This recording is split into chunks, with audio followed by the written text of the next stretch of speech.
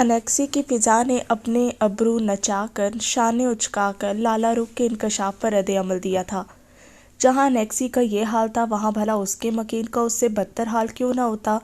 وہ چند پل تو اپنی جگہ ہی مجسمہ بنا رہا، اور پھر جو ہی اس کی نگاہوں کی ساکت پتلیوں میں حیرت کی جنبش نے تلاطم برپا کیا، وہ ایک جھٹکے سے آگے بڑھایا۔ دماغ تو ٹھیک ہے نا تمہارا؟ اس کی دھاڑ پر بھی وہ نہیں سہمی تھی، بلکہ اپنی جگہ سے کچھ اور آگے بڑھائی تھی۔ یہ دیکھیں، آپ نے میری بات کی نفی کرنے کے بجائے مجھ پر اپنا غصہ اتار دیا، مطلب آپ نے میرے شک پر مہر ثبت کر دی۔ نظر اتاری جانی چاہیے تھی لالا رخ کی اس وقت۔ اسفند کی نگاہیں اب کے سرد ہو گئی تھی۔ رخ نے ایک لمحے کے لیے اپنی ریڑھ کی ہڈی میں سنسناہٹ محسوس کی تھی۔ وہ اسفند تھا، وہ ارسل نہیں تھا کہ وہ اسے دیوار سے لگا کر اپنی بات منوا لیتی۔ ہمارے گھرانوں میں یہ بات جانتی ہو کس انداز میں سمجھی جاتی ہے؟ اور وہ بلا شبہ جواب مانگنے کے لیے سوال نہیں کر رہا تھا۔ اس نے اگلے ہی پل اپنی مغرور سی ٹھوڑی کچھ اوپر کو اٹھائی تھی، پھر اسفند کی آنکھوں میں بے خوفی سے جھانکی۔ آج کی بات تو مورخ کو ضرور قلم بند کرنی چاہیے لالا۔ اسے ان مبارک ساعتوں کو سنہرے صفحات کی نظر کر کے آپ کی تاریخی شخصیت کو صدیوں تک کے لیے محفوظ کر لینا چاہیے۔ اسفند یار خان، یہ اسفند جو روایات سے ڈر کر پیچھے ہٹ گیا، یہ وہی اسفند یار ہے جس نے تنہا بے رحم اور ظالم لوگوں کے حلق میں ہاتھ ڈال کر اپنے قتل ہوئے دوست کا قصاص لیا تھا۔ وہی اسفند یار جو گولیوں کی بوچھاڑ کے درمیان بھی اپنے علاقے میں پلتی پسماندہ اور غریب بچیوں کی پڑھائی کا ذمہ لیتے ہوئے ذرا نہیں گھبرایا تھا۔ وہی اسفند یار جس نے کئی کمزور لوگوں کو اٹھا کر چلنا سکھایا تھا۔ وہی اسفند یار جو اچھے لوگوں کے لیے ریشم اور ظالموں کے لیے ان سے کئی زیادہ بے رحم اور کاٹدار ہے۔ ہاں، یہ وہی اسفند ہے جو اپنی محبت سے پیچھے ہٹ گیا، جو پیچھے ہٹ رہا ہے کسی بزدل کی طرح۔ اس کی آواز بلند نہیں تھی، لیکن ان جملوں کی حدت سے انیکسی کے در و دیوار سنسنا سے اٹھے تھے۔ تاریخی کتب گواہ ہیں کہ کبھی کسی پٹھان کو بزدلی اور غیرت کا طعنہ دے کر بات شروع نہ کرنا، یہ اسے بھرے مجمع میں برہنہ کرنے کے مترادف ہوتا ہے۔ اسفند کا چہرہ بھی اگلے ہی لمحے تمتما اٹھا تھا، یوں گویا ساعتوں ہی میں ابل گیا ہو۔ لالا رخ، تم جا سکتی ہو۔ مجھے پتا ہے آپ ڈر نہیں رہے، میں آپ کو جانتی ہوں لالا، آپ کسی سے نہیں ڈرتے، پھر کیا بات روکے ہوئے آپ کو؟ اس نے بڑی آسانی کے ساتھ اس کے غصے کو مزید ہوا دی تھی۔ اسے پتا تھا کہ وہ غصے میں کبھی غلط بیانی سے کام نہیں لیا کرتا۔ کیا محبت نہیں کرتے آپ رامین سے؟ کرتا ہوں، ٹھگ سے آئے جواب پر وہ لمحے بھر کو گڑبڑا سی گئی۔ پھر بھی اسے کسی ایسے کے ہاتھ میں سونپ رہے ہیں جو اس کی قدردانی کبھی نہیں کر سکے گا؟ کیا اتنا ظالم بننا ضروری ہے لالا؟ اچھا، پھر تمہیں لگتا ہے کہ مجھے سب کے سامنے جا کر یہ اعلان کر دینا چاہیے کہ میں رامین سے… اس کی تیزی سے چلتی زبان یکدم ہی خاموش ہوئی تھی، پھر وہ گہرا سانس لے کر بولا، چھوڑو اس بات کو لالے اور جاؤ، مجھے اس مسئلے سے خود نمٹنے دو۔ وہ اگلے ہی پل بیزار سا ہو کر اپنے کمرے کی جانب بڑھا تو وہ اس کے پیچھے بھاگتی آئی۔ آپ کو کسی بھی طرح اس کی شادی رکوانی ہے لالا، وہ لوگ رامین کے لائق نہیں، آپ کو اندازہ نہیں ہے کہ وہ کتنی معصوم اور حساس ہے۔ کوئی ایک سے زائد بات کر لے تو وہ سہ نہیں پاتی، کجا یہ کہ وہ اپنے سسرالیوں کے اس قدر ظالم رویوں کو برداشت کر پائے۔ وہ مر جائے گی لالا۔ اس کے ہاتھ لمحے بھر کو تھم سے گئے تھے، یوں لگتا تھا گویا کسی نے سانس تک روک دیا ہو۔ کیا آپ نہیں جانتے کہ ہمارے یہاں عورتوں کو قتل کر دینا کسی قدر عام سی بات ہے؟ آپ اسے ایسے کسی کے حوالے نہیں کر سکتے لالا۔ تم میری بات نہیں سمجھ رہی ہو لالا رخ، میں ماموں کے سامنے ایسی کوئی بات نہیں رکھ سکتا کہ جس کے بعد میں ان کے سامنے نظر اٹھانے کے بھی قابل نہ رہوں۔ وہ ان کی بیٹی ہے، وہ جو چاہے فیصلہ کر سکتے ہیں، میرا کوئی بھی انکشاف اس لڑکی کو توڑ دے گا۔ لالا کہتی ہے وہ مجھے جانتی بھی ہو، اس بات کا مطلب تم… اسفند مر تو سکتا ہے لیکن کبھی کوئی بغیرتی کا قدم نہیں اٹھا سکتا۔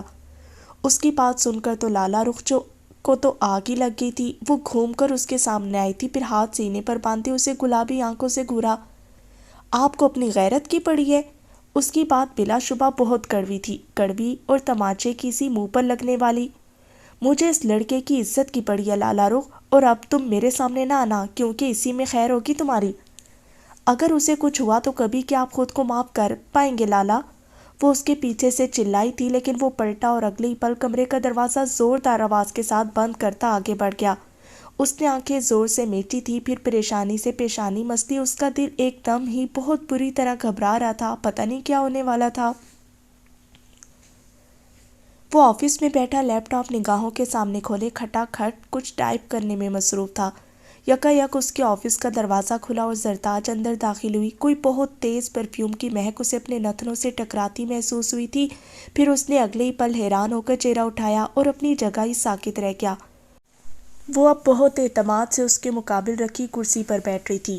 آپ یہاں کیا کر رہی ہیں؟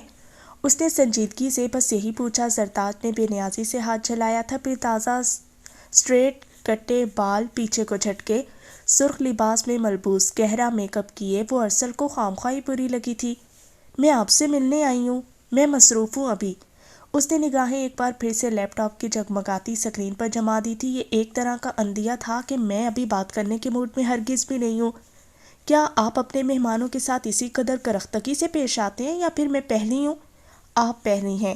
کیا کبھی تم نے ارسل کو سنجیدہ ہوتے دیکھا ہے؟ وہ سنجیدہ ہو کر میمنہ ہرگز بھی نہیں لگتا تھا۔ لگتا ہے آپ کی بیگم کی زبان کا اثر آتا جا رہا ہے آپ کی ٹھنڈی میٹھی سی شخصیت پر۔ لیپ ٹاپ پر مہارت سے چلتی اس کی انگلیاں اگلے ہی پل ٹھہر گئیں۔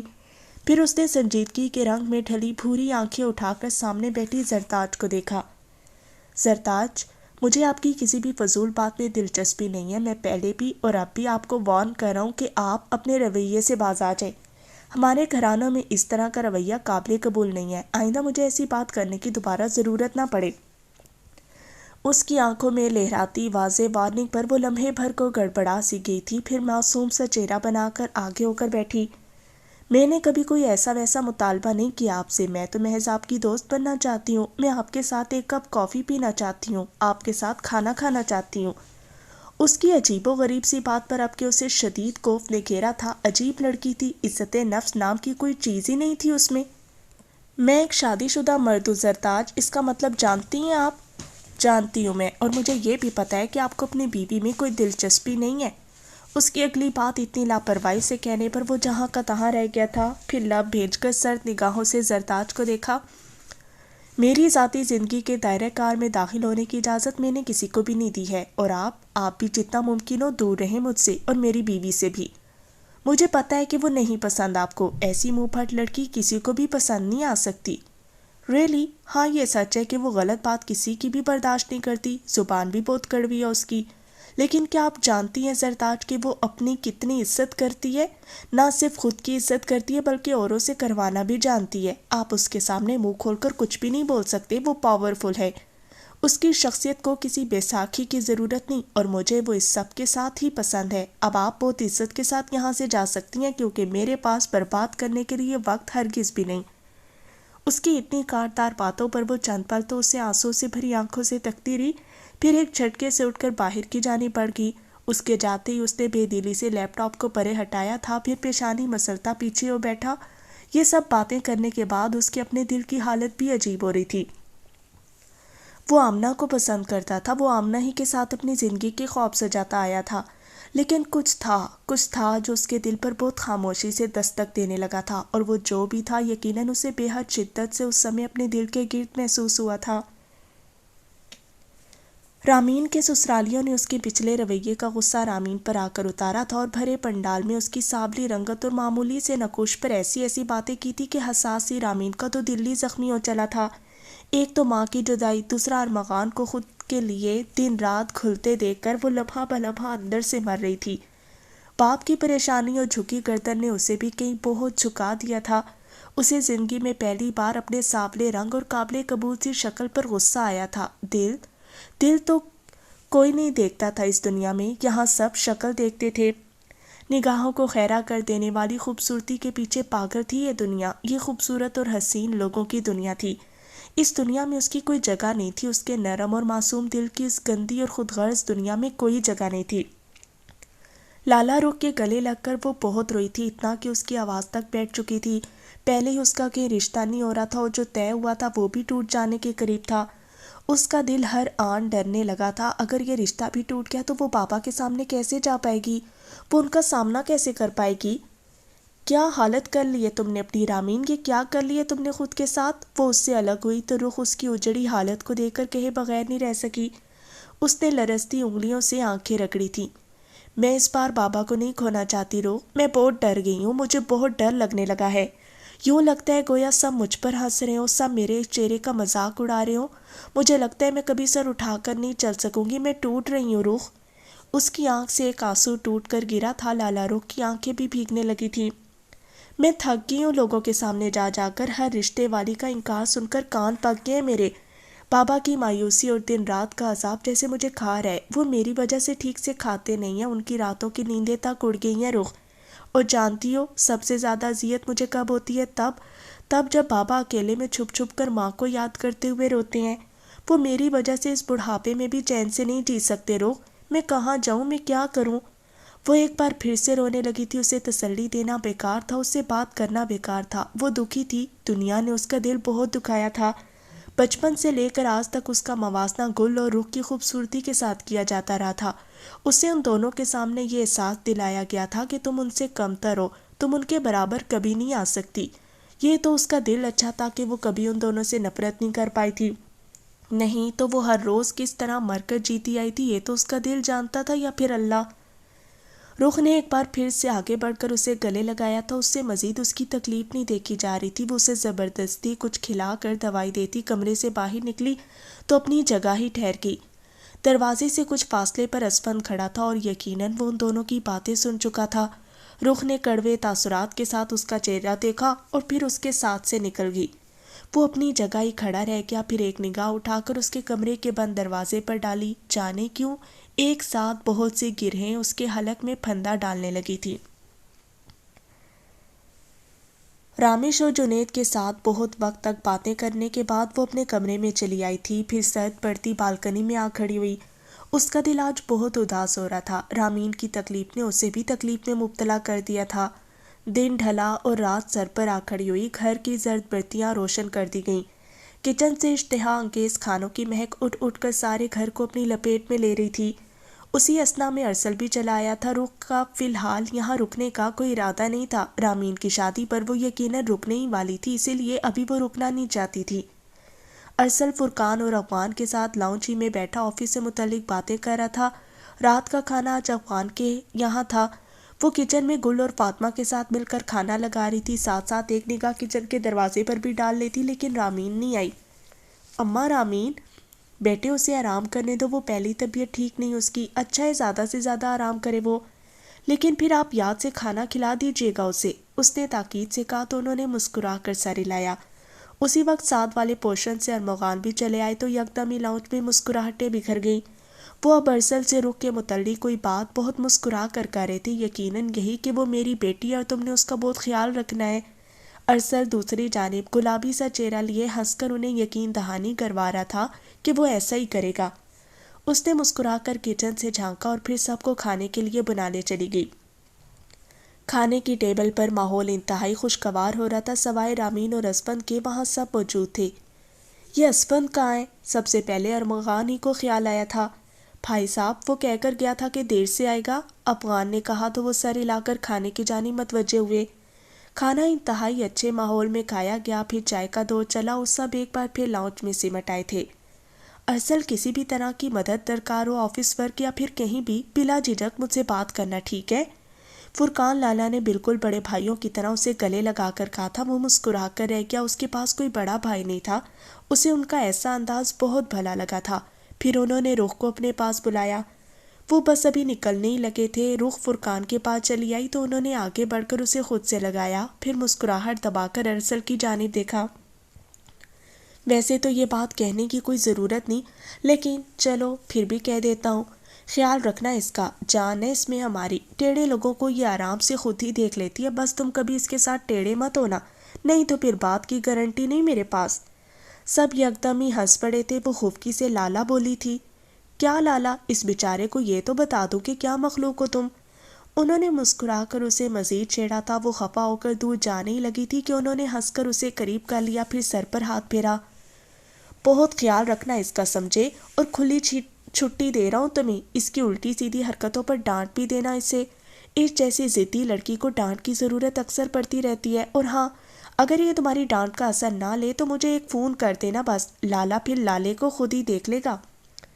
اسفند اور فرقان دونوں پیار سے اسے لالے بلاتے تھے۔ وہ مسکراتی ہوئی ان سے الگ ہو گئی تھی، پھر دروازے تک وہ سب ان دونوں کے ساتھ بڑھائے۔ وہ جب گاڑی نکال لے گئے تو وہ سب بھی دروازے سے ہٹ آئے تھے۔ سارا گھر یکدم ہی اداسی کی لپیٹ میں آ گیا تھا۔ افغان نے بے ساختہ ہی آنکھوں میں ابھرتی نمی رگڑی تو فرقان نے انہیں اپنے ساتھ لگایا۔ سچ بتا رہا ہوں ماموں، مجھے بھی نہیں پتا تھا کہ میں اس پاگل کو اتنا یاد کروں گا۔ پتہ نہیں یہ بہن بیٹیاں دوسرے گھر جا کر وہیں کی کیوں ہو رہتی ہیں۔ کاش کہ میں انہیں ہمیشہ اپنی آنکھوں کے سامنے رکھ سکتا۔ ان کی بات پر سب کی ہی آنکھیں بے ساختہ نم سی ہو گئی تھی۔ وہ جائے نماز پر بیٹھی آنکھوں سے بہتے آنسو صاف کر رہی تھی۔ گھڑی رات کا 1 بجا رہا تھا۔ اگلے ہی پل دروازے پر دی جانے والی دستک سے وہ بری طرح چونکی تھی۔ پھر دروازہ کھول کر دیکھنے پر اس کی آنکھیں حیرت سے پھیل سی گئیں۔ وہ صبح والے سیاہ قمیض شلوار میں ملبوس اس کے سامنے کھڑا تھا۔ لالا کیا ہوا، خیریت تو ہے نا؟ پاپا کی طبیعت تو ٹھیک ہے نا؟ سب کی طبیعت ٹھیک ہے۔ تم نے کھانا کھایا؟ نہیں۔ اس کا سر خود بخود نفی میں ہل گیا تھا۔ پھر اس نے نگاہیں اٹھا کر اسفند کو دیکھا۔ میں نے بھی نہیں کھایا۔ کھانا لگا دو گی پلیز تم میرے لیے؟ اور اس نے اسبات میں سر ہلایا، چہرے کے گرد بندھا دوپٹہ کھولا اور کمرے سے باہر چلی آئی۔ اس کا اسفند کے ساتھ تعلق کبھی بھی بے تکلف نہیں رہا تھا۔ وہ ہمیشہ ہی اس سے ایک فاصلے پر رہی تھی۔ وہ خاموشی سے کچن کے ٹیبل پر بیٹھا اس کی پشت کو تک رہا تھا۔ کاؤنٹر پر رکھے برتنوں کو وہ ایک جانب رکھ رہی تھی جب ایک تیز دھار چھری لاپرواہی سے پکڑنے پر اس کی ہتھیلی کو گہرا سا زخم دے گئی تھی۔ اس نے بلبلا کر برتن ایک جانب رکھے تھے۔ ٹپ ٹپ خون کی بوندیں یخ ٹائلز پر گرنے لگیں۔ وہ تیزی سے اٹھ کر اس کے پاس آیا تھا، پھر جلدی سے اس کا زخمی ہاتھ دبا کر نلکے کی بہتی دھار کے نیچے رکھا۔ کیا کر رہی ہو تم؟ دماغ کہاں ہے تمہارا؟ ہاں، ہمیشہ کیا لاپرواہیاں کرنا ضروری ہے؟ اس کی ڈانٹ پر وہ آنکھیں اٹھائے حیرت سے اسے تکنے لگی تھی۔ اس نے پہلے کبھی اسے اتنے قریب سے نہیں دیکھا تھا۔ اب بول کیوں نہیں رہی ہو کچھ؟ اور اس نے اپنا چہرہ اس کی جانب پھیرا، لیکن پھر وہ اپنی نگاہوں کو اس کے ارتکاز کے ساتھ الجھنے سے بچا نہیں سکا۔ یخ پانی کی بہتی دھار تلے اس کا زخم دبائے وہ اپنی جگہ ساکت ہوا تھا۔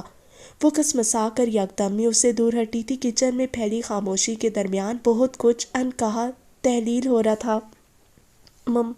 میں ٹھیک ہوں لالا، اتنا گہرا نہیں ہے زخم۔ ٹھہرو یہیں۔ وہ جلدی سے پلٹ کر باہر نکلنے لگی تھی کہ اس کی آواز پر رکی۔ یہاں پر بیٹھو، میں فرسٹ ایڈ باکس لاتا ہوں۔ زخموں کو اگر وقت پر ٹریٹ نہ کیا جائے تو ان سے خون رسنا کبھی بھی بند نہیں ہوتا۔ تکلیف ساتھ رہتی ہے اور زخم کا نشان ہمیشہ زخم کی یاد دلاتا رہتا ہے۔ بیٹھو تم، میں آتا ہوں ابھی۔ اور وہ نہ سمجھی سے اپنی جگہ ہی جم کر بیٹھی رہ گئی تھی۔ اسے سمجھ نہیں آیا کہ کیا جواب دے۔ اسفند کا رعب اس قدر تھا کہ وہ اٹھ کر جا بھی نہیں سکتی تھی۔ وہ باکس لایا اور پھر اس کے عین سامنے پنجوں کے بل بیٹھ کے اس نے بے اختیار ہی پیر سمیٹے تھے۔ دھیان کہاں تھا تمہارا؟ اب کی اس کی آواز میں نرمی تھی۔ وہ خاموشی سے سر جھکائے بیٹھی رہی۔ دوپٹے کے اطراف سے نکلتی لٹیں ہوا سے اڑنے لگی تھی۔ اسفند نے اس کی ہتھیلی کی گرد پٹی لپیٹتے ہوئے نگاہیں اٹھا کر اسے دیکھا تھا۔ کیوں رو رہی تھی تم؟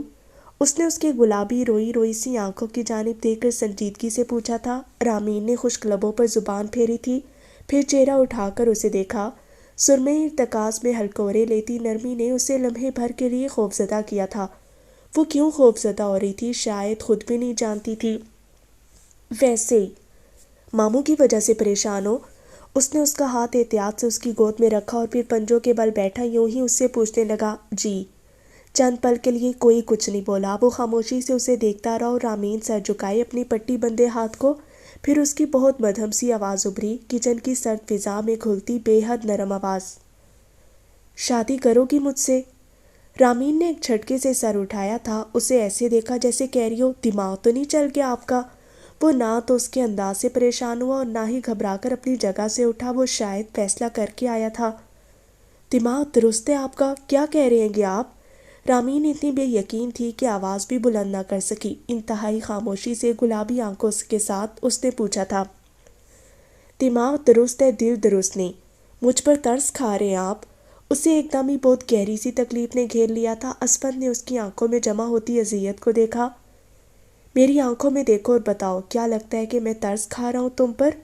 لیکن وہ ان آنکھوں میں نہیں دیکھ پا رہی تھی۔ اتنی بولتی نگاہوں کا سامنا وہ معصوم سی لڑکی بھلا کیسے کر سکتی تھی؟ مجھے جانے دے۔ اس میں اتنی ہمت نہیں تھی کہ اسے ہٹا کر کھڑی ہو سکتی، اسی لیے بہت سے آنسو پلکوں پر ہی رو کر کہا تھا اس نے، لیکن وہ اپنی جگہ سے نہیں ہلا۔ اس نے تڑپ کر نگاہیں اٹھائی تھیں۔ کیا کریں گے آپ؟ میرا رشتہ ہو چکا ہے، میری شادی ہونے والی ہے چند دنوں میں۔ جانتے بھی ہیں کہ آپ کا کوئی بھی لاپرواہ قدم میری زندگی میں کس قدر تباہی لے آئے گا۔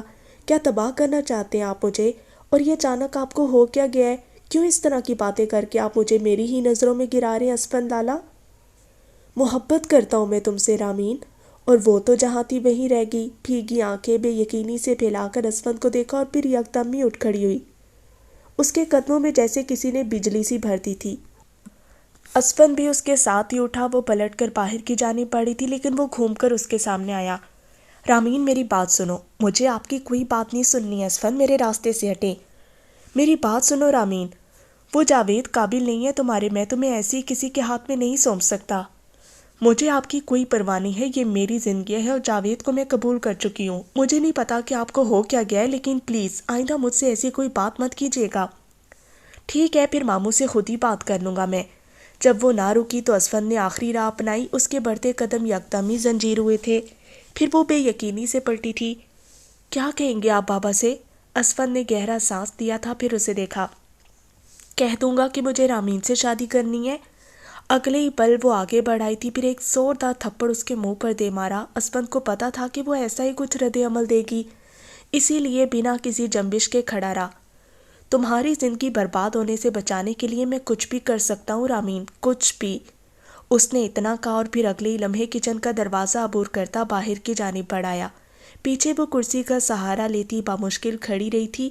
اسے لگا کوئی دھیرے دھیرے اس کے قدموں تلے زمین کھینچ رہا ہے۔ باہر کی سرد ہوا میں اسفند نے اپنا فون نگاہوں کے سامنے کیا اور پھر چند نمبر ڈائل کر کے فون کان سے لگایا۔ ساور، کیا تمہیں پتا ہے کہ لوگوں سے انکار کیسے اگلواتے ہیں؟ اس کی بات سن کر دوسری جانب شاید ساول مسکرایا تھا، پھر آہستہ سے بولا، مجھے بخوبی علم ہے اسفند یار۔ اور اس نے اگلے ہی پل موبائل کان سے ہٹایا اور پھر آگے بڑھایا۔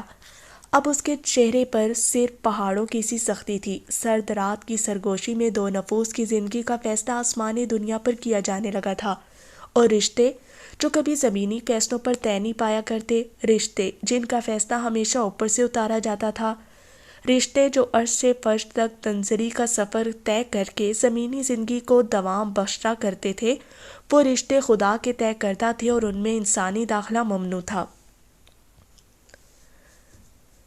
رامین رات کی تاریکی میں بھاگتی ہوئی اپنے کمرے کی جانب بڑھی۔ دروازہ بند کرتے ہی وہ چند ساعتوں کے لیے پشت دروازے سے ٹکائی اپنی تیزی سے تیرتی سانسوں کو سننے گئی۔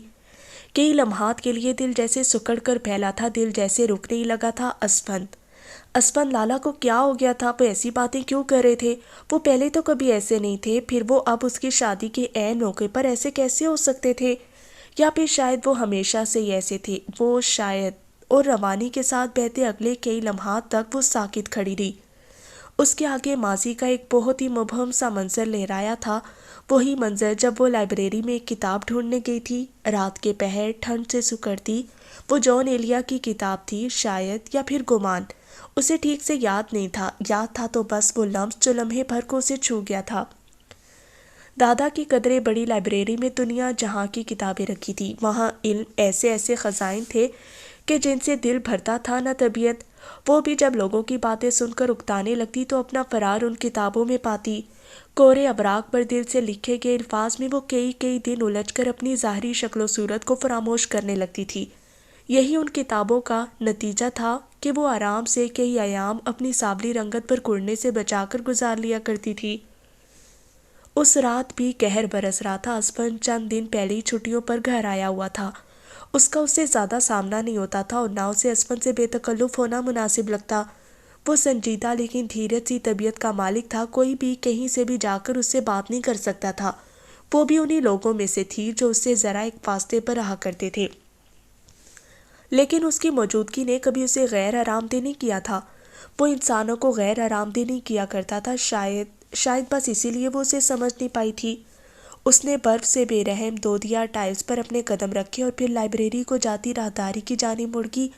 وہ بھی بہت سی راتوں کی مانند ایک بے کل رات تھی، ایک بے رحم رات، دستی سوچوں اور اپنی ذات کے کم مایہ ہونے کے احساس سے بھرپور رات۔ اس نے آہستگی سے دروازہ کھولا تھا، پھر بھی پرانے طرز کے بنے اس قد آمد دروازے سے چرچراہٹ لمحے بھر کو ابھری تھی۔ اسفند دوسری جانب اپنے بستر پر دراز، ایک ہاتھ سر کے نیچے رکھ کے چھت کو تک رہا تھا۔ اسے یاد تھا کہ وہ اسے کب اچھی لگنے لگی تھی، وہ اسے کب اپنی لگنے لگی تھی۔ ہاں، اسے وہ قہر برساتی رات یاد تھی۔ آنے والے کئی سال بھی اس گزری رات کو اس کی یاد کے پردے سے مٹا نہیں سکے تھے، کیونکہ شاید وہ خود بھی اس رات کو مٹانا نہیں چاہتا تھا۔ وہ بھی اس رات لائبریری میں کھڑا کوئی کتاب تلاش کر رہا تھا جب اسے دروازہ چرچرا کر کھلنے کی آواز آئی۔ اس نے چونک کر کتاب سے سر اٹھایا تھا، پھر اگلے ہی لمحے وہ ایک شیلف کی اوٹ میں ہو گیا۔ رات کے اس وقت لائبریری میں کون آ سکتا تھا؟ یکدم ہی اس کے اعصاب چوکنا ہو گئے تھے۔ اس نے محتاط سے انداز میں کتاب شیلف پر رکھی اور بنا چاپ پیدا کیے شیلف کی اوٹ سے جھانکا۔ اس نے آنے والی مخلوق کو دیکھنے کی کوشش کی، لیکن پھر آنے والا جو کوئی بھی تھا آگے بڑھ گیا تھا۔ اس نے شیشے سے ڈھکی کھڑکی کے ساتھ لگی میز کی دراز سے ریوالور نکالا اور آنکھیں سکیڑ کر آگے بڑھایا۔ اس کی طبیعت میں شک کی کوئی بیماری نہیں تھی اور نہ ہی وہ زیادہ حساس ہو رہا تھا، بس پٹھانوں کا ماحول اس وقت میں خاصا مشتدد تھا۔ بہت سی جگہوں پر واردات کا ہونا بے حد عام سی بات تھی۔ اس نے بھی احتیاط کے پیش نظر پستول دونوں ہاتھوں سے تھام کر اپنے پہلو میں کر رکھی تھی۔ وہ ابھی ایک شیلف سے گزرتا دوسری جانب نکلا ہی تھا کہ کسی کی سسکیوں پر ٹھہر گیا۔ اس کی آنکھیں جو تیکے سے انداز میں سکڑی ہوئی تھیں پل میں پھیلی۔ اسے کسی کی سسکیوں کی توقع ہرگز بھی نہیں تھی۔ اس نے ایک اور شیلف پار کیا اور پھر جیسے ہی اس نے سمٹی سی لڑکی کو دیکھا تو اپنی جگہ ہی ٹھہر گیا۔ وہ گھٹنوں میں سر دیے رو رہی تھی، اس کے ہاتھ میں کوئی کتاب بھی تھی۔ رامین، اس کی حیران سی آواز پر لڑکی نے ایک جھٹکے سے سر اٹھایا تھا اور وہ خود بھی ایک جھٹکے ہی سے اٹھی تھی۔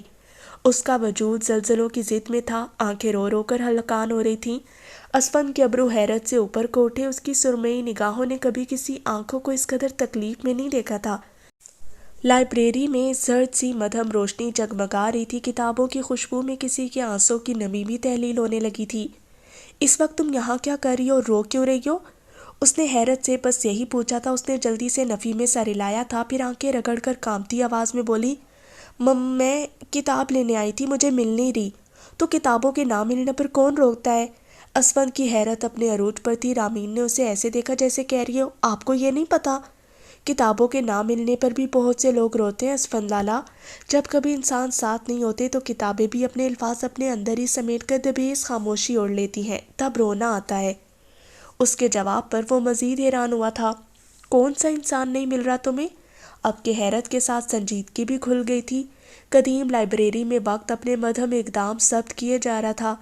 سب مل گئے پھر بھی نہیں ملے؟ اس کا جواب بہت گہرائی لیے ہوئے تھا۔ وہ ایک پل کو ٹھہر سا گیا، پھر چند قدم آگے بڑھایا، لیکن اس سے ایک فاصلے پر رک بھی گیا۔ طبیعت ٹھیک ہے تمہاری؟ جی طبیعت بالکل ٹھیک ہے، میں جاتی ہوں، مجھے سونا چاہیے۔ اس نے کانپتے ہاتھوں سے کتاب شیلف کے اوپری حصے میں رکھنا چاہی، لیکن عجلت کے باعث بہت سی کتابیں ایک ساتھ ہی نیچے گری تو اسفند بجلی کسی تیزی سے آگے بڑھا اور پھر ساری کتابیں رامین پر گرنے کے بجائے اس پر گری۔ وہ آنکھیں بند کیے اس کے ساتھ لگی کھڑی تھی۔ اسفند کا ہاتھ ایک شیلف پر جمع تھا اور دوسرا رامین کے گرد تھا۔ اس نے اسے ہاتھ نہیں لگایا تھا، لیکن پھر بھی وہ ان ساتوں میں بہت کچھ محسوس کرنے لگا تھا۔ جب کتابیں گر چکی تو وہ گہرا سانس لے کر پیچھے ہٹا، اپنا ہاتھ اس کے اطراف سے ہٹا لیا۔ وہ اس بے وقت کی آفتاب سے خوفزدہ ہوئی کہیں جمی تھی۔ جب اسفند کی نگاہ اس کے اوپری شیلف پر پڑی، وہاں ایک موٹی سی کتاب غلط رکھی ہوئی تھی، اور اس سے پہلے کہ وہ رامین کے سر پر گرتی، اس نے بے اختیار ہو کر اس کی کلائی پکڑی اور اسے اپنی جانب کھینچا۔ وہ کتاب دھم سے زمین پر آ گری۔ رامین نے چونک کر اپنے پیچھے گری کتاب کو دیکھا تھا، پھر اگلے ہی لمحے نگاہیں اسفند کی جانب پھیری۔ سرمئی ارتکاز پانی سے ارتکاز کے ساتھ گڑمڑ سا ہو گیا تھا۔ صرف انسانوں کا ہی نہیں بلکہ کتابوں کا ساتھ بھی اکثر زخمی کر دیتا ہے، بلکہ انسانوں سے زیادہ زخمی اور بے رحم ساتھ ہوتا ہے یہ تو، اس نے آہستگی سے کہا تھا۔ پھر وہ بے ساختہ ہی پیچھے ہو گیا، اس کی کلائی چھوڑ دی۔ انسان رلاتے ہیں، اس نے اپنے پیچھے اس کی کمزور سی آواز سنی تھی، پھر سنجیدگی سے اس کی جانب مڑا۔ وہ کتابیں اٹھا رہی تھی۔ کتابیں اس سے بھی زیادہ رلاتی ہیں۔ اس کی بات سن کر اس کے چلتے ہاتھ ساکت ہوئے تھے۔ یہ اس کا انداز نہیں تھا، وہ کسی سے ایک سے زائد بات نہیں کرتا تھا، لیکن ابھی اس وقت وہ اسے جواب دے رہا تھا۔ ظاہر ہے کتابیں بھی تو انسان ہی لکھتے ہیں، بھلا ان میں بے رحمی کی کاٹ کیوں نہ ہو؟ اب کہ وہ تلخ ہوئی تھی، اسفند پہلی بار ہولے سے مسکرایا تھا، پھر جھک کر اس کے ساتھ کتابیں اٹھانے لگا۔ میں نے خدا کی کتاب پڑھتے بھی بہت سے لوگوں کو روتے دیکھا ہے رامی، جو زمینی نہیں آسمانی ہے۔ جو اتاری گئی ہے وہ بھی رلاتی ہے، رلائے گی نہیں تو اتارنے والے سے کیسے جوڑے گی؟ اگلے لمحے رامین نے آنکھیں اٹھا کر اسے دیکھا تھا، وہ بھی ایک گھٹنا زمین پر رکھے کتابیں اٹھاتا رکا تھا۔ آپ مجھے میری کتابوں سے بدظن کر رہے ہیں؟ اس کے لہجے میں، اس کی نم آنکھوں میں ہر جگہ خفگی پھیلنے لگی تھی۔ وہ ٹھہر ہی تو گیا تھا، اس نے کبھی کسی کو ایسے خفا ہوتے نہیں دیکھا تھا۔ حسن زن رکھ کر بھی تکلیف ہی ملے تو کیا فائدہ بھلا؟ بات تکلیف کی نہیں ہوا کرتی لالا، بات محبت کی ہوا کرتی ہے۔ مجھے اپنی کتابوں سے محبت ہے، اور جن سے محبت ان کی دی گئی تکلیف بھی قبول ہوتی ہے۔ اور اس سے پہلے کہ اسفند کوئی اور دلیل رکھ کر اسے لاجواب کر دیتا، وہ وہاں سے بھاگ آئی۔ اسفند اپنی جگہ ہی جمع رہا، پھر اس نے اپنی ہتھیلی نگاہوں کے سامنے کی۔ معصوم سا نرم لمس اس کی ہتھیلی پر سلگنے لگا تھا۔ اس نے پستول ایک طرف رکھا اور بالوں کو یوں ہی ماتھے پر مزید بکھیرا۔ بیڈ پر دراز اسفند نے آج جان لیا تھا کہ وہ کون سا لمحہ تھا جو اس کے رامین کے درمیان ٹھہر گیا تھا۔ اس نے دوبارہ پلٹ کر اس کی جانب دیکھنا ہی چھوڑ دیا۔ پھر وہ باہر پڑتا رہا اور رامین کا رشتہ کہیں اور طے ہو گیا۔ وہ واپس پلٹا تو حیران رہ گیا کہ وہ کسی اور کی ہو چکی ہے۔ چند دن تو وہ بے حد سن رہا، لیکن پھر دھیرے دھیرے اس نے یہ حقیقت بھی قبول کر ہی لی کہ وہ اب اس کی نہیں ہو سکتی۔ وہ اس سے پیچھے ہو گیا۔ ان کے یہاں رشتے توڑنا ناقابل قبول عمل تھا۔ پٹھان لوگ رشتہ کر کے توڑنے کو خود پر حرام کیے رکھتے تھے۔ اس نے بھی روایات کے آگے گردن جھکا دی، لیکن پھر یہ سب لالا رخ کب جان کی، کب وہ اس کی آنکھیں پڑ گئی، کب وہ اس کی بے حد پوشیدہ سی خواہش کو یوں سامنے لے آئی، کچھ پتہ ہی نہیں چلا۔ اس نے گہرا سانس لیا اور بوجھل دل کے ساتھ بستر پر اٹھ بیٹھا۔ اس میں کچھ شک نہیں تھا کہ رخ اس کی شاگرد رہی تھی، وہ اس جیسی کیوں نہ ہوتی، لاپرواہ اور بیک وقت باریک بین۔ اسی رات شہر کی دوسری طرف ایک سرسبز سے بنے گھر میں تمام کمکمے رات کی تاریکی کے باعث بجھے ہوئے تھے۔ محض گھر کی پچھلی جانب بنی بالکنی کی زرد بتی روشن تھی۔ وہ خاموشی سے تاریکی کو تک رہی تھی، ساتھ ساتھ اپنے چہرے پر گھر آتی لٹوں کو بھی کان کے پیچھے اڑستی رہتی۔ آج اسے خلاف توقع نیند نہیں آ رہی تھی، اسے بس ہر آن بے چینی سے محسوس ہو رہی تھی۔ اپنے پیچھے قدموں کی آہٹ سن کر وہ چونکتی ہوئی پلٹی۔ اس کے پیچھے ارسل آنکھیں مسلتا کھڑا تھا، اس کے چہرے پر اسے رات کے اس وقت جاگتا دیکھ کر حیرت بھی ابھری تھی۔ تم رات کے اس وقت کیوں جاگ رہی ہو؟ اس کے پوچھنے پر اس نے آہستہ سے نفی میں سر ہلایا اور پھر اس کے ساتھ سے نکلتی اپنے بستر کی جانب چلی آئی۔ کیا ہوا، سو کیوں نہیں رہی ہو تم؟ ارسل کے ایک بار پھر سے کیے گئے استفسار پر وہ جھنجھلائی تھی۔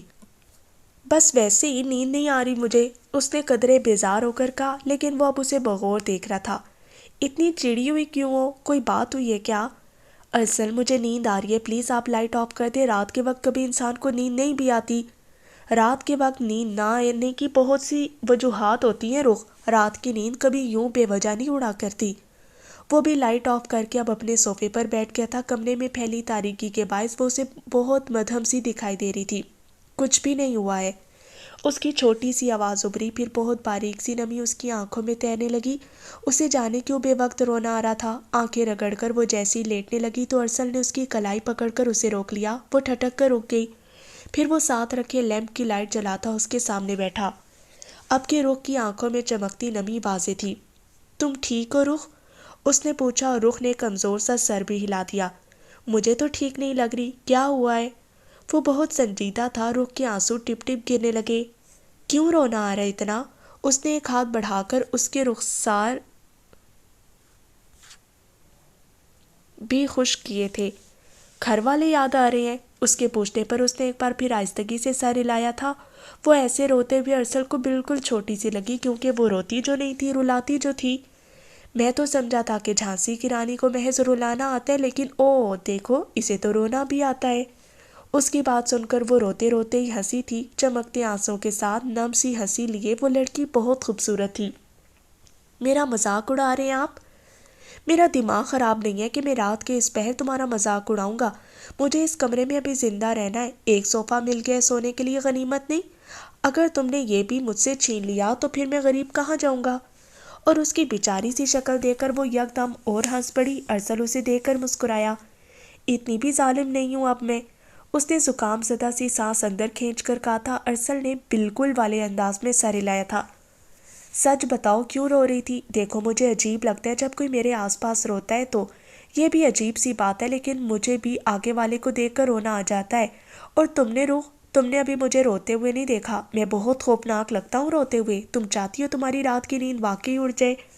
اور اب اس کی ہنسی ہرگز بھی نہیں رک رہی تھی، وہ چہرہ چھپا کر ہنسنے لگی تھی، پھر ہاتھوں سے چہرہ اٹھایا، سامنے بیٹھے میمنے کو دیکھا، وہ بہت کیئرنگ تھا، کوئی تو اسے بتائے کہ وہ ایسے نہ کرے، وہ ایسے کرے گا تو کیسے چلے گا؟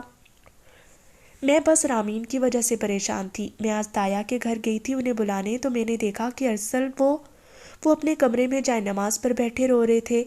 میں نے انہیں ہمیشہ بہت بہت مضبوط دیکھا تھا، انہوں نے کبھی کسی بھی دکھ پر اف تک نہیں کیا، لیکن آج انہیں اس قدر شکستہ دیکھ کر میرا تو دل ہی ٹوٹ گیا ارسل، میری ہمت نہیں ہوئی کہ میں اندر جا کر انہیں بلا سکوں، بس تب سے میرے دل پر بوجھ ہے، مجھے پتہ نہیں کیوں رونا آئے جا رہا ہے۔ اس کی آواز ایک بار پھر سے بھر آئی تو ارسل نے اپنے ہاتھ میں قید اس کا ہاتھ ہولے سے دبایا، پھر مسکرا کر اسے دیکھا۔ ہوتا ہے ایسے، پتہ ہے، میری چھوٹی پھپھو تھی نازنین، بہت پیار کرتی تھی مجھ سے وہ، میں ان کے لیے بالکل چھوٹا سا تھا، بلکہ دوسرے الفاظ میں کہنا چاہیے کہ انہوں نے ہی بڑا کیا تھا مجھے۔ وہ بابا کی اکلوتی بہن تھی، چھوٹی تھی تو ان کی شادی بھی نہیں ہوئی تھی، میں ان کے بغیر کچھ کھاتا نہیں تھا، کہیں جاتا نہیں تھا، کچھ کرتا نہیں تھا، اور پھر ایک دن وہ مر گئی۔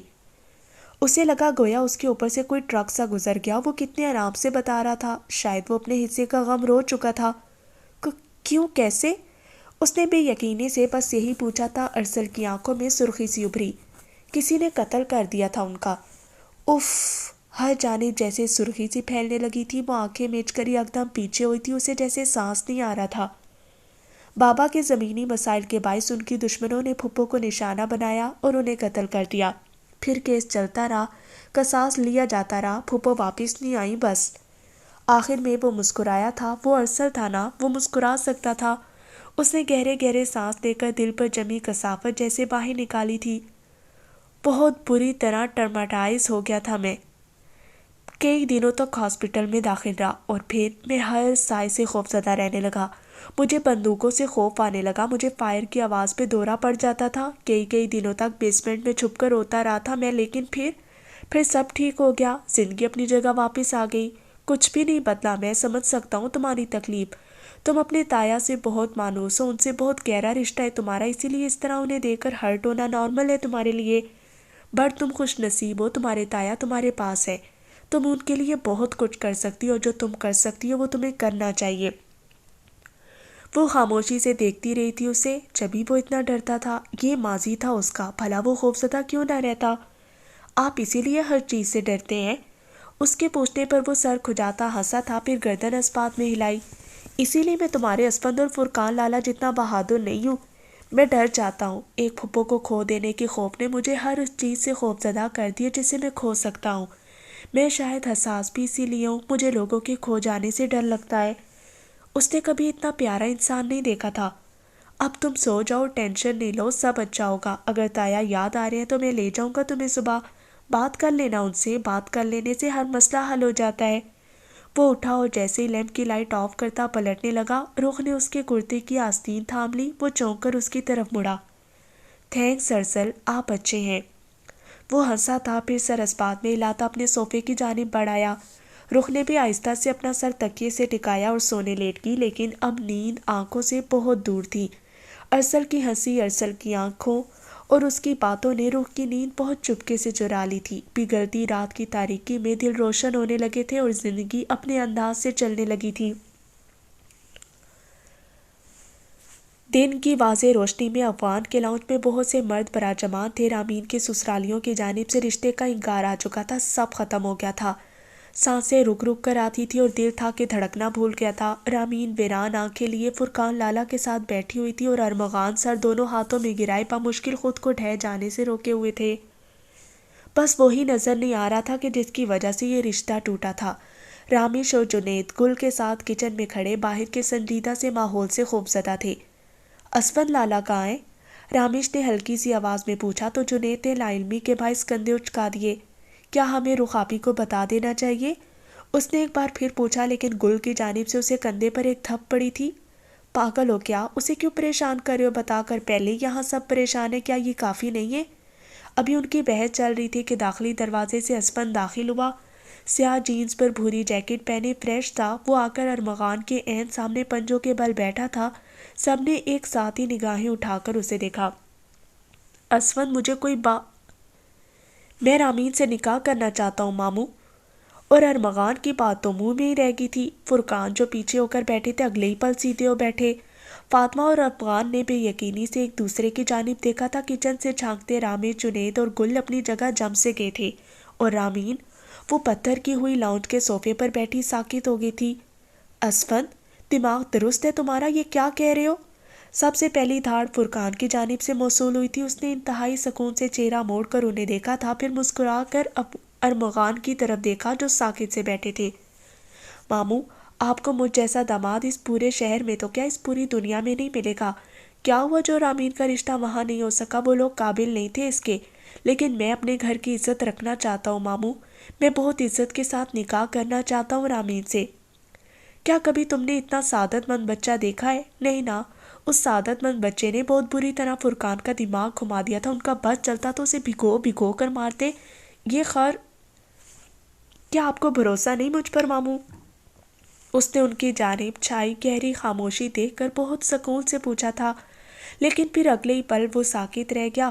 وہ اسے اٹھا کر خود سے لگا رہے تھے، وہ شاید رو بھی رہے تھے۔ یکدم لاؤنج میں زندگی سی دوڑ گئی تھی۔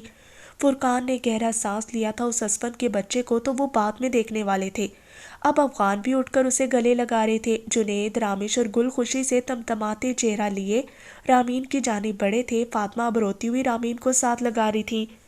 انہوں نے بہت تکلیف دیکھی تھی رامین کے رشتے کو لے کر، اب اس تکلیف کا ازالہ ہو رہا تھا، ازالہ ہونے جا رہا تھا۔ بھلا وہ خوش کیوں نہ ہوتے؟ لیکن انہوں نے اچانک ایسے انکار کیوں کر دیا رشتے سے؟ جب سب لاؤنج میں ایک ساتھ بیٹھے تو رامش نے پوچھا۔ اسفند نے بہت معصومیت سے کندھے اچکائے تھے، جیسے اسے کیا پتا ہو سکتا تھا بھلا؟ ابھی تو اس جیسا معصوم کوئی تھا ہی نہیں اس روئے زمین پر۔ رامین فاطمہ کے ساتھ اٹھ کر جا چکی تھی اور سب مرد حضرات کو گل چائے پیش کر رہی تھی۔ آج ان کے چہروں سے خوشی پھوٹی پڑ رہی تھی۔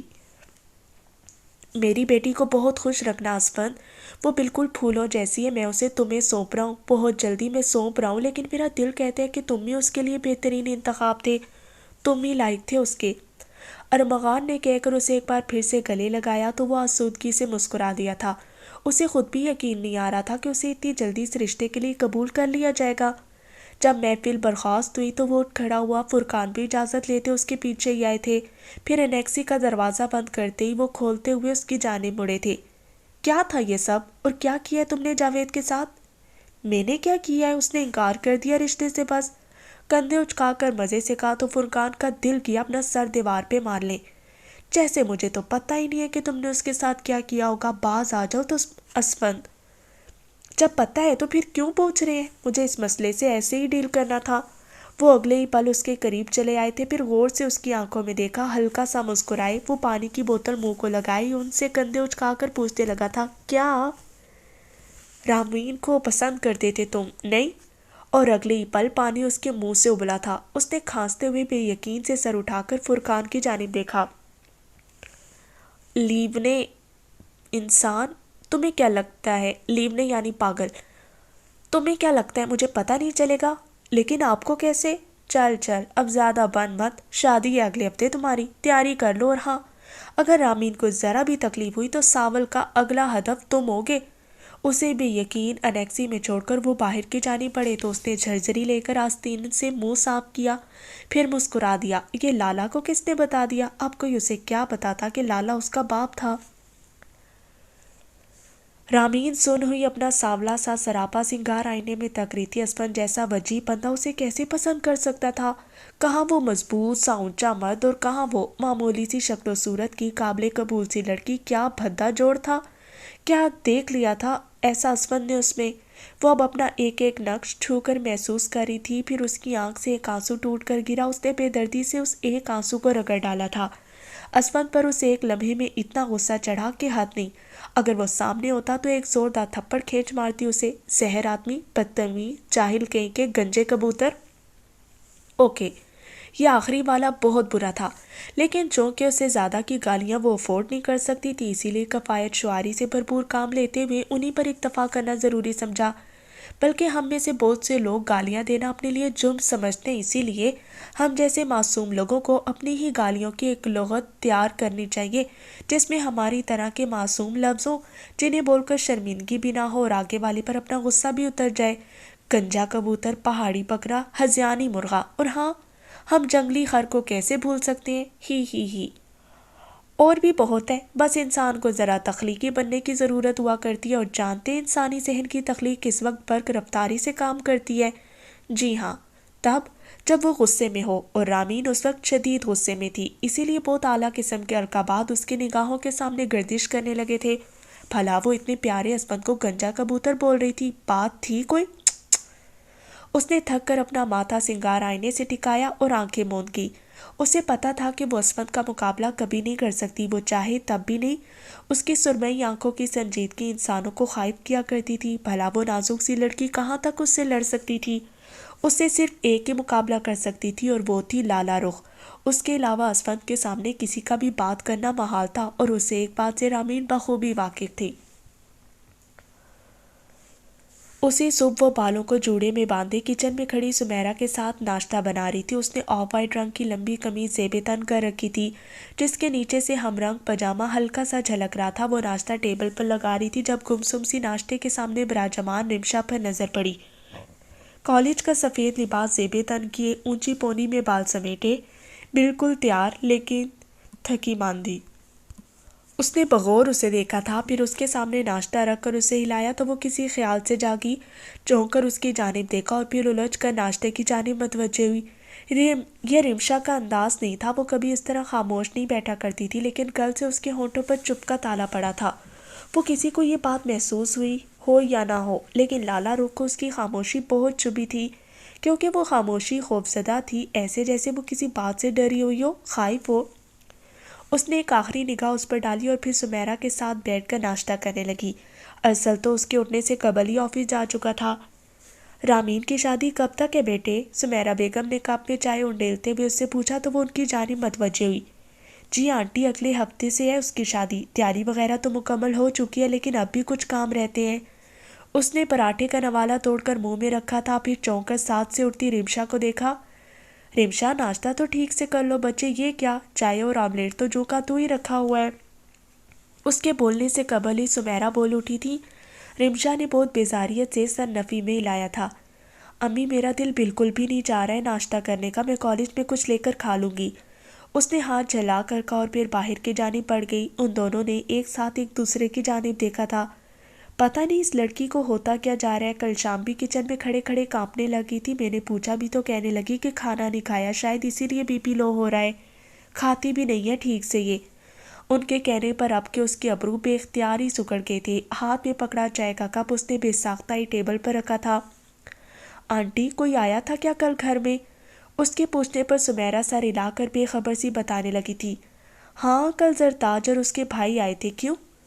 انہوں نے چونک کر ایک دم پوچھا تو وہ جلدی سے مسکرائی۔ میں تو ویسے ہی پوچھ رہی تھی آنٹی، کام کی وجہ سے بھی اکثر طبیعت میں چڑچڑا پن آ جاتا ہے نا، شاید رمشا بھی اسی وجہ سے ٹھیک سے کھانا نہیں کھا رہی، یا پھر ہو سکتا ہے کالج کا کام زیادہ ہو، لڑکیاں ہو جاتی ہیں ایسی چڑچڑی اور بیزار۔ اس نے سکون سے کہہ کر بھاپ اڑاتا چائے کا کپ لبوں سے لگایا تھا۔ اڑتی بھاپ کے پاس سمیرا کے چہرے پر پھیلا فکر مند سا تاثر زائل ہو گیا تھا، لیکن تحلیل ہوتی بھاپ کے اس پار اس کا چہرہ لمحے بھر کو تفکر سے تمتما اٹھا تھا۔ کچھ باتیں بتانے کی ضرورت نہیں ہوا کرتی، کیونکہ کچھ باتوں کا وجود ہی مشکوک ہوا کرتا ہے، کچھ باتوں کا ہونا ہی ناگواری کا احساس دلاتا ہے۔ لمحے کے 1000ویں حصے میں اس ناگواریت نے اس کا احاطہ بہت تیزی کے ساتھ کیا تھا۔ وہ شیر افغن کے ساتھ چلتا ان کی کسی بات پر سنجیدگی سے گردن ہلا رہا تھا، پھر ان کے ساتھ لفٹ کے باہر ہو کر کچھ بات کرنے لگا۔ وہ دونوں ابھی ابھی میٹنگ برخاست ہونے پر باہر نکلے تھے اور اب اپنے اپنے آفس کی جانب بڑھے تھے۔ یکا یک لفٹ کے اندر قدم رکھتا ارسل افغن بری طرح چونکا تھا۔ اندر وہ بہت انداز سے تیار ہو کر کھڑی ہوئی تھی، گویا ابھی ابھی کسی فوٹو شوٹ سے فارغ ہوئی ہو۔ شیر افغن نے ایک سنجیدہ نگاہ ارسل پر ڈالی تھی اور دوسری زرتاج پر۔ وہ اب انہیں سلام کرنے لگی تھی، جس کا جواب انہوں نے انتہائی خشک سے انداز میں دیا تھا۔ ان کے اعتبار دیکھ کر بھی زرتاج کی ڈھیٹ مسکراہٹ مدھم نہیں پڑی تھی۔ ارسل کو تو اس کی بندھی ٹائی میں اپنا حلق گھٹتا ہوا محسوس ہو رہا تھا۔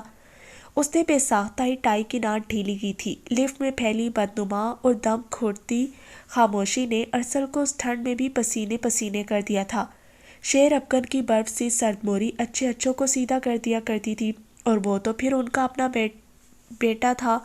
اس نے بخوبی واقف تھا، وہ جانتا تھا کہ انہیں زرتاج ایک آنکھ نہیں پاتی، انہیں اس جیسی بچ بچ جانے والی لڑکیاں ہرگز بھی ہضم نہیں ہوا کرتی تھی۔ لفٹ کا دروازہ اگلے ہی پل کھلا تو ارسل کو کچھ سانس آیا۔ وہ زرتاج پر ایک بھی نگاہ غلط ڈالے بغیر شیر کے ساتھ باہر کی جانب بڑھا تھا۔ زرتاج لفٹ کے اندر کھڑی تھی، پھر دروازہ بند ہونے پر مسکرائی۔ بہت زہریلی مسکراہٹ تھی، وہ کڑواہٹ سے بھرپور۔ آہستہ سے کچھ گنگناتی وہ اب اپنا فون نگاہوں کے سامنے کرتی کچھ نمبر ڈائل کر رہی تھی، پھر فون کان سے لگا کر ہولے سے مسکرا کر چہرے پر گھراتی لٹ کان کے پیچھے عرضی، کیا تم نے اس کی بہن کو ہراساں کیا سائم؟ اور اگر کیا بھی ہے تو ٹھیک سے کیا ہے نا؟ اس کی مسکراہٹ اب بہت کاٹدار سے تاثرات میں بدل گئی تھی، یوں لگتا تھا گویا اس کی نگاہوں سے آگ کی لپیٹیں نکل رہی ہوں۔ وہ جو بھی لایا عمل طے کہہ رہی تھی وہ بلا شبہ بہت بھیانک تھا۔ دوسری جانب شیر کے سامنے رکھی کرسی پر بیٹھا وہ ایک فائل پر جھکا چند اہم نکات کی نشاندہی کر رہا تھا جب شیر کی آواز پر چونکا۔ یہ لڑکی ہمارے آفس میں کیا کر رہی ہے ارسل؟ ان کا سرسراتا سا لہجہ اس کی ریڑھ کی ہڈی کو سنسناتا ہوا گزرا تھا۔ اس نے تھوک نکلا، بابا مجھے نہیں پتا۔ تو پتا کرو، اور آئندہ مجھے یہ اس آفس میں دکھائی نہ دے۔ بے وقت اور بیکار جگہوں پر دکھنے والے لوگ کبھی کبھی خوشحالی کا اندھیا لے کر نہیں آتے ارسل، وہ صرف تباہی اور بربادی کے ضامن ہوا کرتے ہیں، سمجھ رہے ہو نا تم؟ اس نے تیزی سے سر اس بات میں ہلایا تھا، بھلا اس سے اچھا اور کون سمجھ سکتا تھا اس بات کو؟ اور اس سے بے تکلف ہونے کی ضرورت ہرگز بھی نہیں ہے۔ میں کبھی بے تکلف نہیں ہوا بابا۔ اور ایسے کہتے ہوئے وہ 25 نہیں 5 سال کا لگ رہا تھا۔ میں نے یہ نہیں کیا بابا، یہ تو گندے بچے کرتے ہیں نا، میں تو اچھا بچہ ہوں نا۔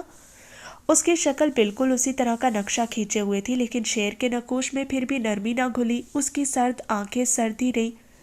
سب کچھ تمہاری ڈھیل کی وجہ سے ہوا ہے، مجھے تو سمجھ نہیں آتا کہ تم کس قسم کے مرد ہو، ایک عورت کو ٹھیک سے جواب نہیں دینا آتا تمہیں۔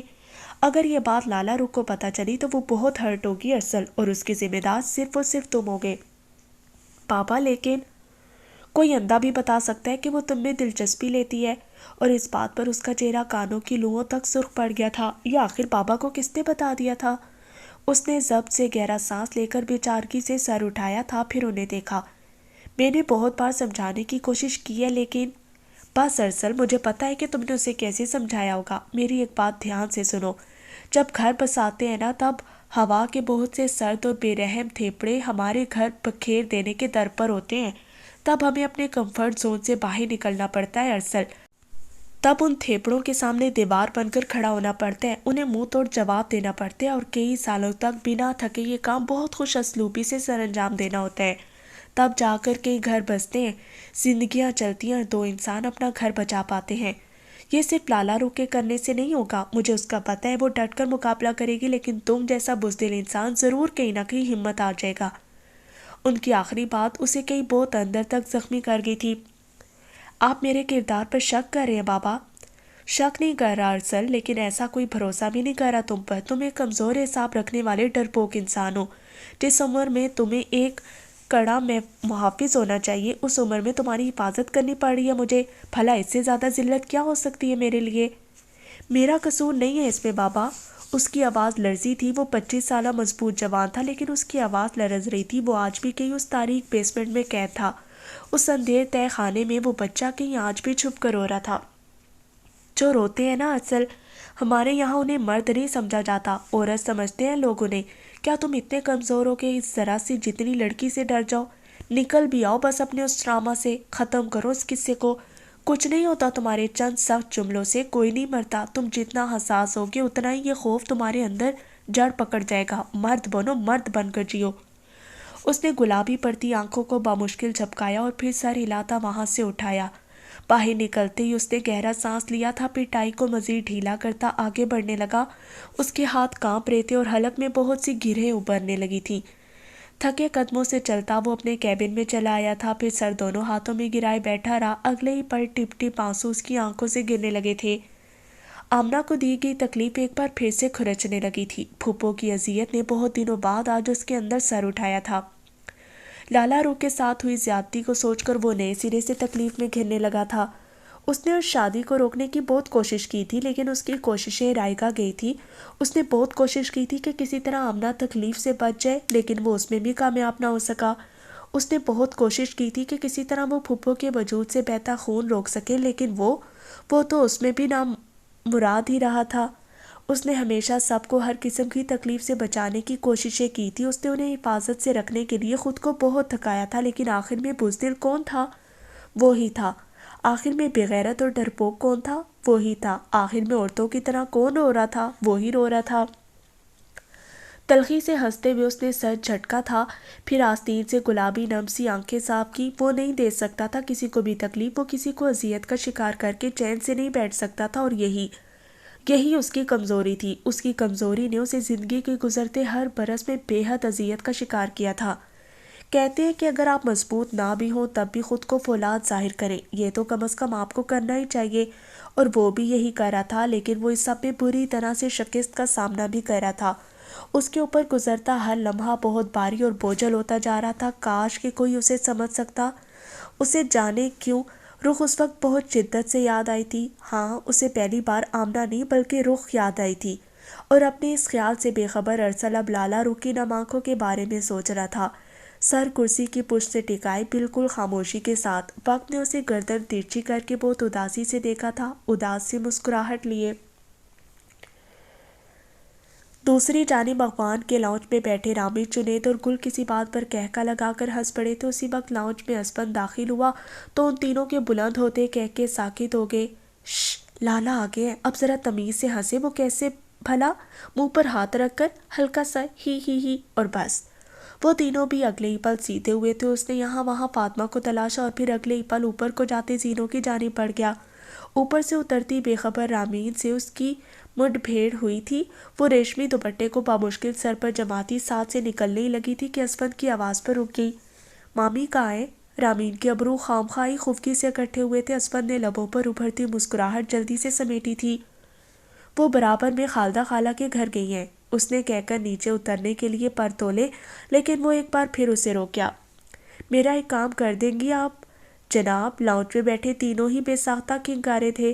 اسفند کی ایک نگاہ پر جلدی سے چہرے پر دوسری طرف کو پھیر کے جیسے کچھ دیکھا ہی نہیں۔ نہ مجھے میری ایک کتاب ڈھونڈ دیں گی آپ؟ میں نے مامی کو دی تھی، لیکن انہوں نے پتہ نہیں کہاں رکھ دی ہے، مجھے مل نہیں رہی۔ اس کا مطالبہ ان تینوں نے بھی بخوبی سن لیا تھا، اسی لیے جنید کی اس حصے ظرافت پھڑکی تھی۔ شادی سے ایک ہفتہ پہلے کون سا کتاب پڑھ کر لالا کو ارسطو بن جانا ہے؟ بچوں، سب بہانے ہیں رامین آپی سے باتیں کرنے کے۔ اس کی سرگوشی پر گل اور رامش کھی کرنے لگی تھی۔ دوسری جانب رامین نے جھنجھلا کر اسفند کی جانب دیکھا تھا، جیسے کہہ رہی ہو، میں کتاب ڈھونڈنے والی لگتی ہوں آپ کو؟ کون سی کتاب ہے؟ اور اتنی بھی کیا لاپرواہی کہ آپ سے ایک کتاب بھی نہ سنبھل سکی؟ چاچی کو وہ کتاب دے دی، ان سے تو اپنا آپ نہیں سنبھلتا۔ اس عمر میں آپ کی کتابیں کہاں سنبھالتی پھریں گی وہ؟ کہاں کا غصہ کہاں اتر رہا تھا، نہیں بلکہ ٹھیک جگہ ہی اتر رہا تھا۔ ایک کتاب ہی تو کھوئی ہے۔ اسفند کی مدھم سی آواز پر رامین کو اور ہی غصہ آیا تھا۔ یہ گنجا کبوتر! اچھا پھر خیر ہے، ایک کتاب ہی تو کھوئی ہے، آپ جب تک کوئی اور کتاب پڑھ لیں۔ اس نے اب کے صاف جواب دیا تھا، پھر ہاں کر کے زینے اترنے لگی۔ پتہ نہیں وہ کون تھا جو ایک کتاب کے نہ ملنے پر رو رہا تھا، کیا آپ اسے جانتی ہیں؟ اور زینے سے اگلا قدم اتارتی رامین ٹھہری تو گئی تھی۔ لائبریری میں پھیلی وہ مدھم زرد رات جیسے اگلے ہی پل ہر جانب تحلیل ہو کر بکھرنے لگی تھی۔ اسفند جانتا تھا کہ وہ کیا کہہ رہا تھا، اسفند کو معلوم تھا کہ وہ کس جانب اشارہ کر رہا تھا۔ رامین ایک جھٹکے سے اس کی جانب مڑی تھی۔ اسفند نے گردن ہلکی سی ترچھی کی تھی، پھر ہولے سے بولا، مجھے بس یہ یاد نہیں آ رہا کہ وہ لاپرواہ تھا کون جو اس رات اپنی کتاب کے نہ ملنے پر رو رہا تھا۔ مجھے بس اس لاپرواہ سے ایک بات کہنی تھی۔ وہ دو زینے اتر کر اس سے ایک زینے کے فاصلے پر رک گیا تھا۔ رامین سانس روک کے تک رہی تھی اسے۔ اس کی سرمئی آنکھوں میں ہلکورے لیتی نرمی کے ساتھ کھلی ہلکی سی شرارت نے اسے الگ ہی رنگ دے دیا تھا۔ وہ ایک کتاب کے کھو جانے پر رونے والی لڑکی اپنی ذات کے کھو جانے کا سودا کرنے چلی تھی، زیادتی کر رہی تھی وہ، پھر زیادتی روکنے والے کو ڈانٹ بھی رہی تھی، ظلم نہیں۔ وہ مسکرایا تھا بہت ہلکے سے۔ اسی پل داخلی دروازے سے فاطمہ داخل ہوئی تو رامین جلدی سے پلٹ کر سرخ چہرہ لیے دوسری جانب بنے اپنے پوشن کی طرف بڑھ گئی۔ فاطمہ نے پہلے اسے جاتے دیکھا، پھر سوالیہ نگاہوں سے اسفند کا سامنا کیا۔ وہ مسکراتا ہوا ان کے عین سامنے آ رکا تھا۔ فاطمہ اس کی مسکراہٹ سمجھتی تھی، اسی لیے چپکے سے وہ خود بھی متبسم ہوئی تھی۔ مامی مجھے کام تھا آپ سے۔ ہاں کہو۔ میرے دوست کے گھر والوں کو دعوت دینے کے لیے ان کے گاؤں جانا ہے، چلیں گے نا آپ؟ اس نے پوچھا تو فاطمہ نے سر اس بات میں ہلایا، پھر اس سے وقت اور جگہ پوچھنے لگی۔ جیسے ہی وہ آگے بڑھنے لگا تو رامش کے سوال پر رک گیا۔ آپ کی تو کتاب کھو گئی تھی نا لالا؟ کچھ سوچ کر وہ اگلے لمحے مسکرایا تھا، پھر بے نیازی سے کندھے اچکائے۔ میری نہیں، کسی اور کی کتاب کھوئی تھی، شاید مل گئی ہو اب تک، میں اتنا لاپرواہ نہیں، چلتا ہوں مامی۔ اس کی ذو معنی بات کو وہ تینوں نہیں سمجھ سکتے تھے، نہ ہی فاطمہ سمجھ سکتی تھی، بلکہ اس کی اس بات کو زینوں کے اس پار کھڑی لڑکی سمجھ رہی تھی۔ وہ آگے بڑھتے ہوئے لمحے بھر کو رکا، پھر چہرہ گھما کر زینوں کی جانب دیکھا جہاں وہ سن ہوئی کھڑی تھی۔ ایک پل کے لیے ان دونوں کی نگاہیں ملی تھی، اور اس ایک نگاہ میں وہ اسے بہت سے راز سونپ کر آگے بڑھ گیا تھا۔ رامین سے کھڑا ہونا محال ہونے لگا تھا۔ اس کے جیسے رگوں پہ میں وہ دو سرمئی نگاہیں حلول ہو کر رہ گئی۔ اس نے بمشکل گہرا سانس لیا اور پھر اپنے کمرے کی جانب بڑھائی۔ یہ اسفند کون تھا؟ یہ اسفند کیا تھا؟ یہ اسفند شام کی سیاہی پھیلی تو بھاری پردے گرا دیے گئے، سردیوں کی سوغاتیں ہر جانب بکھرنے لگیں اور زرد کمکمے روشن کر دیے گئے۔ رخ نے مسکرا کر دادی کے کمرے کا دروازہ کھٹکھٹایا تھا، پھر اندر داخل ہو گئی۔ دادی اپنی مغرب کی نماز سے فارغ ہو کر جائے نماز پر ہی براجمان تسبیح کے دانے گرا رہی تھی، اسے آتا دیکھ کر مسکرا دی۔ وہ پاس چلی آئی، پھر ان کے ساتھ دبیز قالین پر بیٹھ کے انہوں نے آگے بڑھ کر اسے پیار کیا تھا۔ آپ آج کمرے سے باہر ہی نہیں آئی دادی، طبیعت تو ٹھیک ہے نا آپ کی؟ اس کی متفکر سی سرگوشی پر وہ جھریوں زدہ چہرہ لیے مسکرائی تھی۔ ایسے بچوں کی طرح مسکراتی ہوئی وہ بہت پیاری لگتی تھی۔ روح کو ہمیشہ ان پر بے طرح پیار آتا تھا، بس آج کچھ طبیعت بوجھل سی ہو رہی تھی، اسی لیے باہر آنے کا دل نہیں کیا۔ ویسے بھی بوڑھوں کا کیا ہے، ایک جانب بھی پڑے رہے تو گھر کے نظام زندگی میں کیا فرق پڑتا ہے۔ انہوں نے تسبیح چوم کر نگاہوں سے لگائی تھی، پھر کچھ پڑھ کر رخ پر پھونکا۔ وہ مسکرا کر ان کے قریب ہوئی تھی، پھر گھنگور سیاہ پلکیں جھپکا کر انہیں دیکھا۔ دادی میں یہاں لیٹ جاؤں؟ ان کی گود کی جانب اشارہ کیا تو وہ نہالی ہوگی۔ جیسے انہیں ارسل پیارا تھا ویسے ہی انہیں رخ بھی بہت پیاری تھی۔ انہوں نے ہاتھ آگے بڑھا کر اسے اپنی گود میں لٹایا تھا، پھر اس کے چہرے پر گھراتی لٹ کو پرے کر کے اس کی سبھی پیشانی چومی۔ لالا رخ آپ ہی آپ مسکرانے لگی تھی۔ دادی مجھے آپ سے ارسل کے بارے میں کچھ بات کرنی تھی، اس نے آہستہ سے کہا تو اس کی وہ جانب چہرہ جھکا کر دیکھنے لگی۔ نازنین پھوپھو کے انتقال کے بعد ارسل کو کیا ہو گیا تھا دادی؟ اس کی بات سن کر وہ بری طرح چونکی تھی، پھر اس کی جانب سوالیہ نگاہوں سے دیکھا تو رخ نے گہرا سانس بھرا۔ مجھے ارسل نے بتا دیا دادی، وہ ان کی وجہ سے کافی ڈسٹرب رہے تھے۔ دادی نے ایک بہت سرد آہ بھری تھی۔ جوان خوبصورت بیٹی کا دکھ آج بھی کئی دل کو اندر تک زخمی کر دیا کرتا تھا۔ انہوں نے آنکھوں میں جمع ہوتی نمی کو انگلی کے پوروں پر چنتے اداسی سے مسکرا کر اسے دیکھا تھا۔ نازنین سے بہت مانوس تھا ارسل، اس کے بغیر جیسے ادھورا تھا۔ وہ کسی کے ساتھ نہیں بنتی تھی، لیکن نازنین میں جان تھی اس کی۔ اٹھنا بیٹھنا، کھانا پینا، پہننا اوڑھنا اور پڑھنا لکھنا، غرض یہ کہ ہر چیز نازنین سے شروع ہو کر اسی پر ختم ہوتی تھی ارسل کی۔ پھر جب ان کی آواز اس آخری جملے پر کانپی رخ کا دل گھٹنے لگا تھا۔ اس کی آنکھیں بہت تیزی سے اداسی کی گرفت میں آنے لگی تھی۔ پھر جب وہ مر گئی تو ارسل کی زندگی گویا ختم ہی ہوگی۔ یوں لگتا تھا جیسے وہ کسی بند کنویں میں قید ہو گیا ہو، سانس تک نہیں آتا تھا اسے، اس قدر نازنین کا غم اسے توڑ گیا تھا۔ کافی عرصے تک اس کی ذہنی حالت درست نہیں رہی تھی، اسے چیزیں یاد نہیں رہتی تھیں، بیٹھے بیٹھے باتیں کرنا بھول جاتا تھا۔ کتنے وقت تک خوابوں سے خوفزدہ ہو کر اٹھا تھا وہ۔ آج بھی یقین ہے مجھے کہ ان خوابوں نے پیچھا نہیں چھوڑا ہوگا اس کا۔ اپنی پھوپھی کا خون میں لت پت جسم دے کر، اسے مٹی کے نیچے دفن ہوتا دیکھ کر، اس کے گداز سے وجود کو سرد پڑتا دیکھ کر ارسل کے اندر خوف نے بسیرا کر لیا۔ وہ ہر اس بات سے خوفزدہ ہونے لگا جو کسی کو تکلیف پہنچانے کا باعث بنی۔ اس نے عام بچوں کی طرح لڑنا چھوڑ دیا، ہر وہ کھیل کھیلنا چھوڑ دیا جو کسی بھی طرح کے جھگڑے کو دعوت دیتا ہو۔ دادی کے آنسو اس کے چہرے پر گر رہے تھے اور اس کے اپنے آنسو دادی کے لباس میں جذب ہو رہے تھے۔ شیر بہت غصہ ہوتا تھا اس پر، وہ بزدل ہو گیا تھا نا رخ، اور پٹھانوں میں تو بزدلی کو گناہ عظیم تسلیم کیا جاتا ہے۔ پھر یوں ہوا کہ اس نے باپ کے سامنے بلکہ کسی کے بھی سامنے رونا ترک کر دیا۔ ہمیں لگا وہ ٹھیک ہو گیا ہے، ہمیں لگا کہ وہ زندگی کی جانب پلٹ رہا ہے، لیکن ایسا نہیں تھا لالا رخ۔ دادی کی سانس بتاتے بتاتے اکھڑنے لگی تھی۔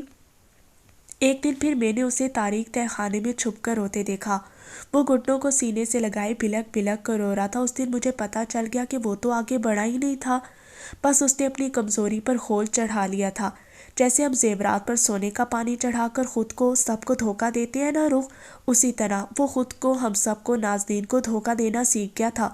اس نے اپنا خوف ڈھکنا سیکھ لیا۔ اس نے بہت کچھ خود میں قید کیے رکھا ہے بچے، مجھے ثابت یقین ہے کہ وہ آج بھی اس خوف کے زیر اثر بہت کچھ برداشت کر رہا ہوگا۔ بتاتا نہیں ہے وہ الگ بات ہے، لیکن ارسل آج بھی اسی تہہ خانے میں بند ہے بیٹے۔ انہوں نے تھک کر سانس لیتے ہوئے اپنی آنکھیں صاف کی تھی، پھر چہرہ جھکا کر رخ کو دیکھا تو مسکرا دی۔ وہ اب اٹھ کر دادی کا گیلا چہرہ صاف کر رہی تھی۔ ارسل کا بہت خیال رکھا کرو رخ، میرا پوتا بہت نازک ہے، جلدی ڈر جاتا ہے، گھبرا جاتا ہے۔ اس کی اس کمزوری کے باعث اس سے کبھی نفرت نہ کرنا۔ اس نے ان کا ہاتھ دبا کر انہیں یقین دہانی کروائی تھی کہ اس کا بہت خیال رکھے گی۔ اچھا کھانا کھائیں گی آپ؟ میں رمشا کو بھی بلانے جا رہی ہوں، صبح سے کمرے میں گھسی بیٹھی ہے، پتہ نہیں کیا کر رہی ہے، اور سونے پہ سہاگا آنٹی میری امی کی طرف گئی ہوئی ہیں تو وہ محترمہ بالکل بھی باہر نہیں نکل رہی۔ وہ اب تیز تیز بولتی اٹھ کر کمرے سے باہر نکلی تو دادی نے ایک آسودہ سی مسکراہٹ کے ساتھ اسے جاتے دیکھا۔ کیا ہوا جو ان کا پوتا اتنا مضبوط نہیں تھا، جتنی مضبوط اور طاقتور رخ تھی، انہیں یقین تھا کہ وہ اسے ضرور ٹھیک کر دے گی۔ ہاں ضرور ہی۔